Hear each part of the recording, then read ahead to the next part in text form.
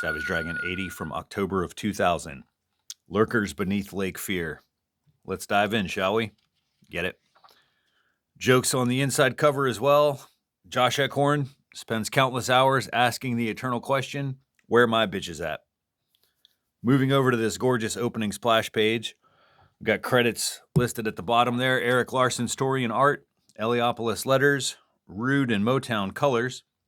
So last we left off, Dragon had been abducted by these Martian spacecraft. And now he's bathed in these red lights, held captive by Cyberface, known on this planet as Sebastian Khan. And he's got a new name, and he's more powerful than ever. The captions call him the king of the world. And his ability to assume control of any technology allows Khan to transform the interior of the flying saucer to resemble his mortal face. Dragon is able to ping-pong around the ship, drawing laser attacks from Khan, breaking free of his restraints and creating a breach in the ship, allowing Dragon to escape. 10,000 feet in the air, above Lake Michigan of all places. So he violently crashes to the water, barely having time to recover the wind knocked out of him, before the swarm of Martian ships start firing at him, sending Dragon underwater to escape the attack. So hold your breath, because the rest of this issue takes place underwater. And Larson does a great job here of kind of ratcheting up the tension, not just with the villains attacking him, but the urgency of Dragon needing to come up for air and breathe.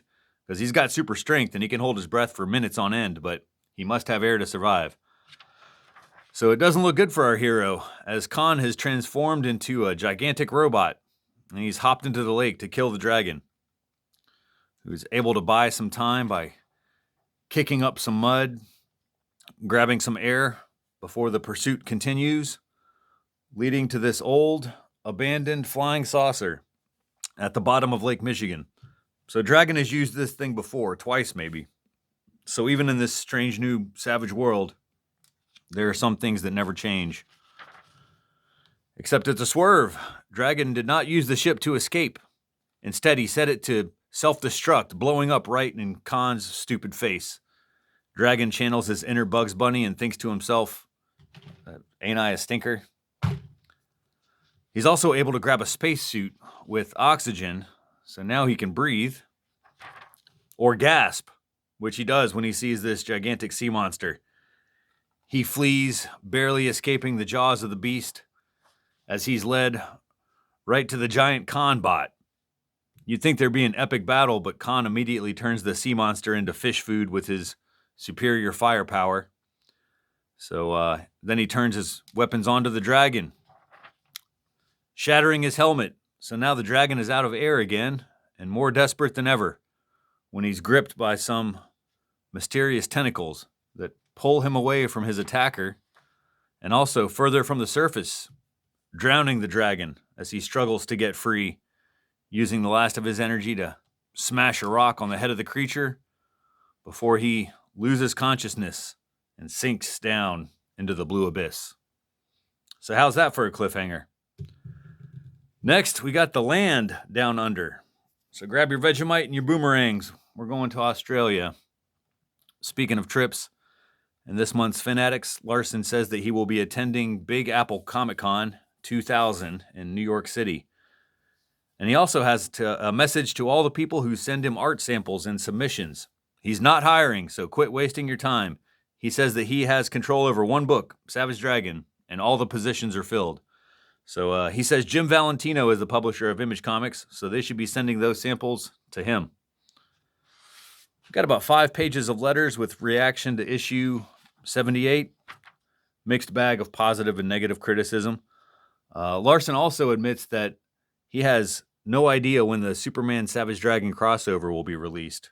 He says he finished his part, but DC has control over scheduling its release, and Larson is out of the loop there. But there's a letter on the first page here that I'm going to go back to, written by Jeff Dwyer, and he says that he's enjoying the book and the bold new direction, and he's even talked his friend Todd into reading the book, because they're both tired of creators who ditch their comics to move on to quote-unquote better things. So it's assuring that Larson is devoted to Savage Dragon, unlike artists who draw 6 or 7 issues and then go on hiatus for video games or cartoons. And he asked Larsen what he thinks. And Larsen replies, "It always struck me as odd that so many people seem to have gotten into comics to do anything but comics, so that creators are so quick to abandon their creations. Why would you ever quit doing your own book? It's your own book. If it isn't everything you want it to be, make it into everything you want it to be. If I have any legacy to leave, I hope it's the idea that it's perfectly acceptable behavior to stick on a book for an extended run." End quote. I'll add that not much has changed in 25 years since Larsen wrote that.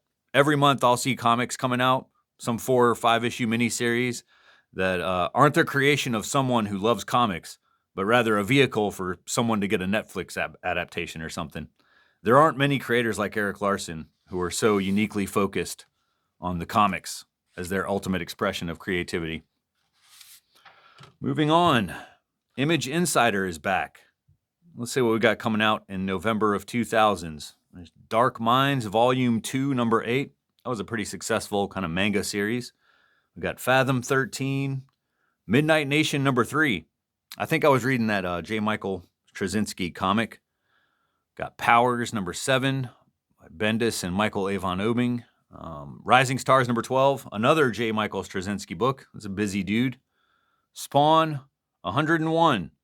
So Spawn has just crossed 100 issues. All right, we got some more here. How about this editorial by A. Bazzi about Erik Larsen? I'll read the whole thing. Erik Larsen is in a heap of trouble. Somewhere deep within the body of this unassuming man lives this nutty 15-year-old boy from Bellingham, Washington. This fearless kid desperately wants to write and draw comics. Should this little punk ever escape, I suspect he would subject the comic industry and eventually all of humanity to every deranged and despicable carnal desire he could possibly muster. He is certifiably insane. He would do anything to any character. He would break any rule for any story. He's a reckless comic fan with more passion for the medium than anyone I have ever met. Someone has unwillingly let this Looney Tune loose and made him an original Image founding father. He's also been given a comic series to write and draw each month, totally unencumbered. It's called The Savage Dragon, and nothing will ever be the same again. Don't even pretend you don't want to read it. In a matter of hours, you won't have a choice. In fact, in a few days, there will be no more choices. There will be just Erik and The Savage Dragon and A. Bazzi still squirming. So what the hell was that? All right, even more down here. This section is a spotlight on the 10th Muse, a new Image comic series by Marv Wolfman. And I think they used Sable as the model for the lead character here. But of note to me is that Dragon guest stars in issue 5. So I might have to track down a copy of that. Moving on to Dragonbert and Brainbert. Hijinks in a sperm bank. Got some gross out humor, which was the style at the time. Carl H. also taking shots at Megaton Man. Looks like him and Don Simpson may be out of work in this panel. Interesting, because unless I'm mistaken, I believe this is the final appearance of Megaton Man in the bonus feature in the pages of Savage Dragon here. Maybe it continues on his website, megatonman.com, but no longer in this comic. The end of an era. Desperate Times by Chris Eliopoulos going strong. This one features Doofus on a date. And that's it for this one. We got an ad showing off the next 4 comics, including a crossover with Madman and the Atomics. And I'm a huge Mike Allred fan, so I'm excited about that. But next up is issue 81, Up from the Depths.